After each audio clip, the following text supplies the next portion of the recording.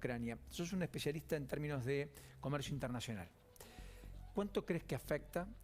¿Cuán importante es el componente del mundo de los negocios en este conflicto bélico, teniendo en cuenta Rusia por un lado, con toda la importancia que tiene en materia energética, particularmente en materia energética, y Ucrania, que es el granero de Europa y un poco más? Esta guerra tiene el tradicional componente militar inicial. Rusia decide atacar militarmente, pero se le van agregando componentes propios del siglo XXI, como esto de las sanciones financieras, económicas, incluso alguna amenaza de sanción cibernética. Las sanciones económicas tienen doble impacto. Hay un impacto directo en relación a los negocios que ya hoy uno puede computar. Rusia es mucho más poderosa en términos militares que en términos económicos. En términos militares es la segunda potencia del mundo. En términos económicos, mirando su PBI, es el país número 12 del mundo, o sea, sustancialmente más abajo. El PBI de Rusia es más chico que el de la India, más chico que el de Corea del Sur, más chico que el de Brasil, incluso. No alcanza el 3% del Producto Bruto Interno, mundial. No, es 1.7 billones de dólares aproximadamente el PBI de Rusia. Rusia ahora va a caer por la devaluación, pero claramente no está en el top 10. De modo que es mucho más vulnerable por el lado económico que por el lado militar. No es casual que la sanción de Occidente venga por el lado económico. Y que el ataque de Rusia venga por el lado militar. Exactamente. Además de los riesgos de la respuesta militar con una potencia que tiene capacidad nuclear. Ahora, Rusia sí tiene algún componente estratégico en materia económica que es parte de este escenario global en el cual la producción está entrelazada entre todos los países. Pues fíjate que antes de esto el principal eje de conflicto que teníamos en el mundo era Estados Unidos y China, guerra comercial, y Estados Unidos y China son entre sí los dos mayores socios comerciales que hay en el mundo. Ningún país comercia tanto con otro país como Estados Unidos y China, dos ejes de la disputa geopolítica. De modo que hay un componente económico que está logrando cierta autonomía y que va adquiriendo una relevancia significativa. Ahí hay un elemento estratégico relevante. Rusia es un gran proveedor de energía, sobre todo. Es cierto que también es exportador de trigo y de girasol, pero mucho más importante como exportador de energía, sobre todo Europa. De todas las exportaciones de Rusia, Rusia exporta más o menos 380.000 millones de dólares por año. El 50% de eso es energía.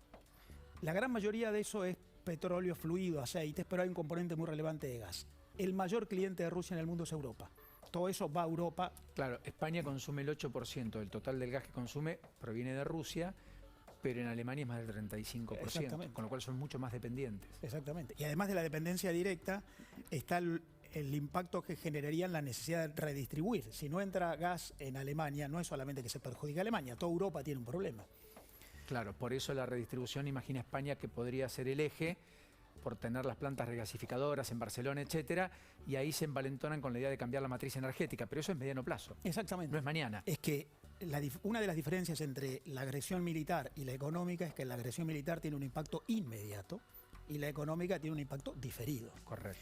Ahora, yo decía, la sanción económica por parte de Occidente tiene distintos planos. Hay un plano que es un poco el que explicaba Damián recién, que es en términos de expectativas. Se devalúa el rublo 40%, los rusos salen a retirar depósitos, salida de capitales. La bolsa no funciona, no opera por miedo a que las acciones se desplomen. Claro, no opera porque se desploman. Exacto. Eso es un componente de expectativas que incluso probablemente es mayor que el impacto efectivo directo de sacar a algunos bancos del sistema SWIFT, porque resulta que de la exclusión del sistema SWIFT quedaron salvados algunos bancos que se dedican al negocio de energía con Europa. Porque hoy todavía la energía que consume Europa es el gas ruso. Exactamente. Hoy. Y el petróleo fluido también. El petróleo fluido también. De modo que hay, por un lado, un componente en términos de expectativas muy relevante, yo te diría más relevante incluso que el cierre de algún grifo concreto hoy.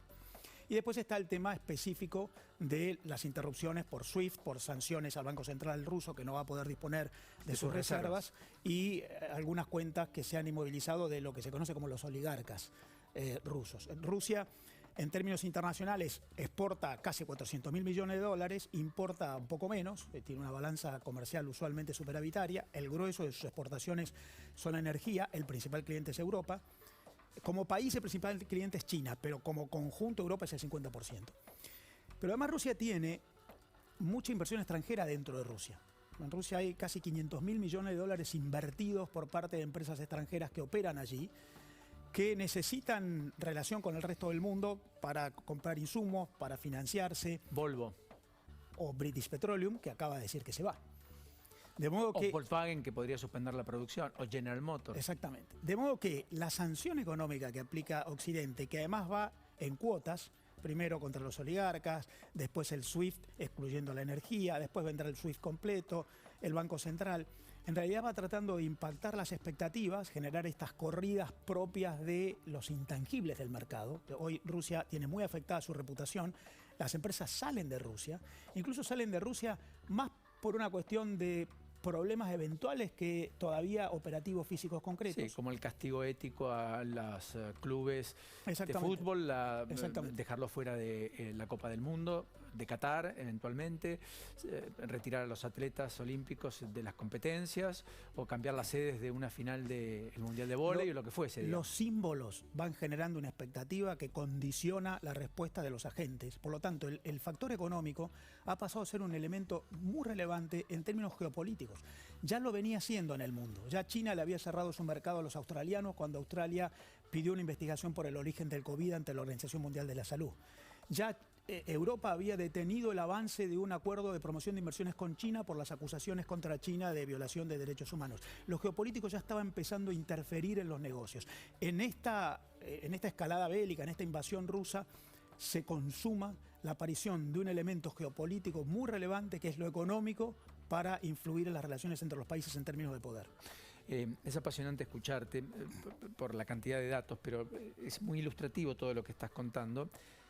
Ahora, hay una percepción general, que es que Rusia en el mientras tanto y día tras día, séptimo día de ataques, mata civiles, más de 2.000, ataca poblaciones, toma territorios en la zona, digamos, del sur en particular, de Ucrania, afecta a la economía global, lo hace violando los tratados de derecho internacional, y esta reacción de Occidente está puesta en un plano distinto.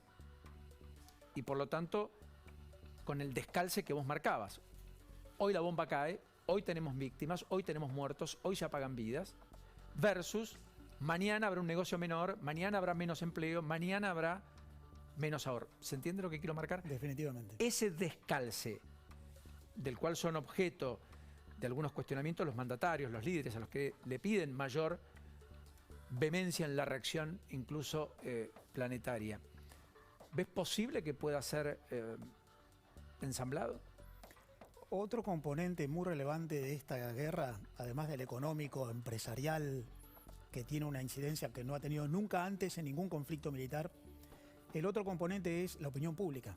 Estamos viendo una guerra en la cual los propios civiles, a través de sus teléfonos celulares, están emitiendo imágenes y hemos visto... ¿Vos crees que ahí está el factor que puede hacer? Bueno, yo creo que ahí hay un componente muy importante, que es que las opiniones públicas de los países de Occidente hoy no convalidarían un involucramiento militar de los países de Occidente en Ucrania. El costo político para los líderes sería muy alto. Hoy el poder político en el mundo, Paulino, está muy debilitado por distintos factores. Uno de ellos es precisamente porque el poder económico lo supera en capacidad tecnológica.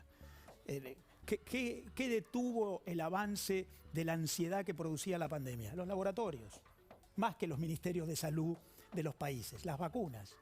De modo que el poder económico y las empresas hoy han adquirido una relevancia enorme y el poder político está debilitado. Y los líderes políticos están debilitados. Entonces, si el presidente Biden o el canciller de Alemania o el presidente de Francia tienen que evaluar enviar tropas, miran su opinión pública.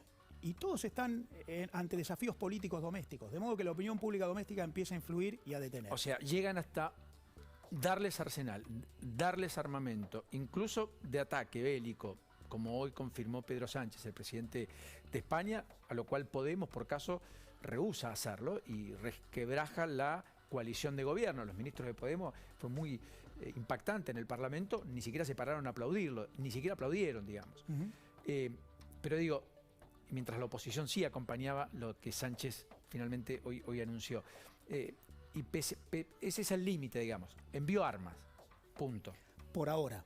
La pregunta es, ¿qué pasa si esto va agravándose y la opinión pública del mundo empieza a cambiar y hay una sensibilización especial? ¿O qué pasa si, como veíamos recién, empieza a haber una provocación rusa mayor, aviones rusos sobre territorio sueco? ¿Qué pasa si, por decisión o por error, hay alguna agresión directa sobre algún país de la OTAN? Bueno, eso sería un escenario distinto, que esperemos que no ocurra, pero ahí probablemente se abriría una instancia nueva. Mientras tanto, por ahora es juego indirectamente, sanciones económicas, envío armas, incluso amenazas cibernéticas, pero no mando soldados. Los soldados son una cosa muy sensible en este momento. Lo último, Marcelo, Argentina, parado desde aquí, ¿qué va a capitalizar y dónde se le va a hacer más oneroso y costoso?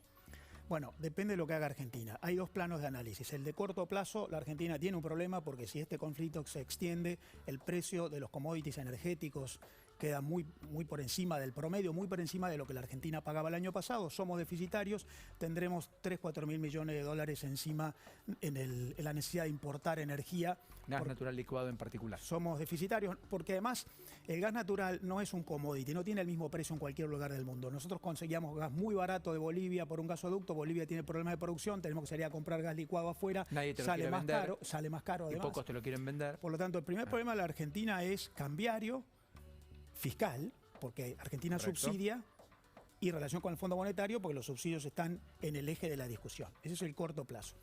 Mediano y largo. Es posible que el mundo empiece después de esto un ejercicio de conformación de una nueva geopolítica. El presidente Biden ya lo había anunciado hace algunos meses, autocracias y democracias. Es posible que el mundo empiece a generar coaliciones de países que se sientan más cómodos en la medida en que comparten valores. Cómo tratan el capitalismo, cómo tratan los derechos individuales, cómo tratan la autonomía de las empresas, cómo controlan el poder político, cómo tratan la opinión pública y la democracia. Si la Argentina ejerce diplomáticamente un liderazgo conceptual que históricamente ha ejercido, puede tener una gran oportunidad, sentarse cuando venía de paria en el mundo a una nueva mesa. Si la Argentina no entiende esto y sigue mirándose el ombligo, se perderá una oportunidad. Gracias, Marcelo. Un enorme placer, como siempre. Gracias. Vamos a la pausa.